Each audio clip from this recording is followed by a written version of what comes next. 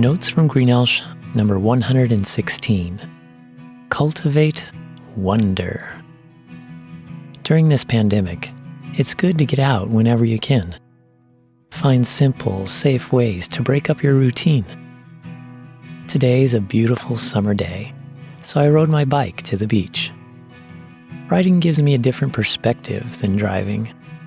The slower pace offers sensations easily missed when whizzing by in a car. At the beach, the warm sand massaged my feet, and a refreshing breeze tingled my skin. In the afternoon sun, under a cheerful blue sky, pelicans dive-bombed the sparkling ocean, hunting for fish. People frolicked along the shore, surfing, swimming, jumping waves, skimboarding, playing catch, and building castles. Further inland, many others watched from the refuge of their colorful umbrellas, or just basked in the sun.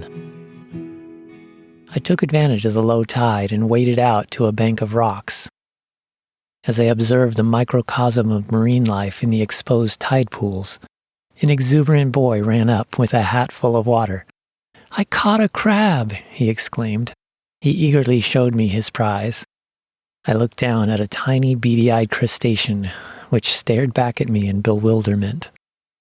Then the boy's little brother caught up and chimed in, "We caught a crab! We caught a crab!" I laughed and joined in their excitement by congratulating them. With the fabric hat quickly losing its seawater, they rushed off to proudly show their father. I strolled further down the beach. Conversations and laughter joined the lapping waves in a medley of joyful song. A young girl sunk her feet into the quicksand left by receding waves. Then she jumped up and down, splashing the puddle and smiling at me. "I'm at the beach! I'm at the beach!" she happily declared. I returned her smile, gave 2 thumbs up, and replied, "Yay!" The enthusiasm of these children encouraged me. They awed and wondered at the simple pleasures of the beach. I can see why Jesus taught that in order to enter his kingdom, you must change to be like a child. Life in God's kingdom requires a tender, receptive heart, which includes meekness, humility, sincerity, trust, and teachability. I want to be open to wonder, to discover, and to be surprised. It's one way to cultivate my soul, to receive the truth of God's character, as well as the beauty and power of his work. Life is made of relationships, choices, and moments. As God enables you, make the most of each one. For instance, give people a chance instead of prejudging them, classifying them, or concluding that you have figured them all out. Whenever possible, make peace and offer kindness.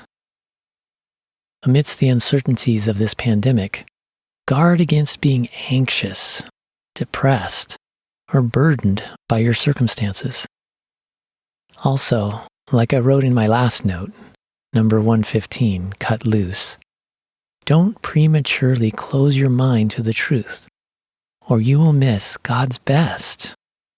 Instead, come to God as your Father and let him work through circumstances and people to deliver you and develop you into a better son or daughter. Moses and his sister Miriam did this after God parted the sea to deliver Israel and released the sea in judgment to drown the rebellious Egyptian army who pursued them. They prayed, "Who among the gods is like you, Lord? Who is like you?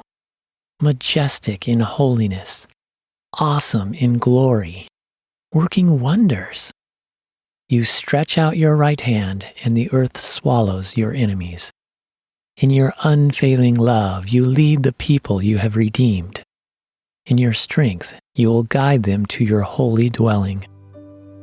With that in mind, pray, praise, study, trust, obey, befriend, and serve.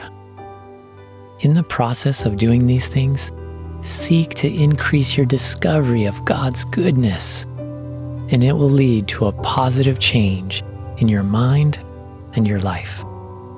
You'll be blessed to see anew the glory of God in His character, His purpose, His mission, His creation, and His people. Then, as an ambassador of reconciliation, become a part of making God's glory known. Declare and demonstrate how great and lovely God and His ways are, so others can experience knowing Him also.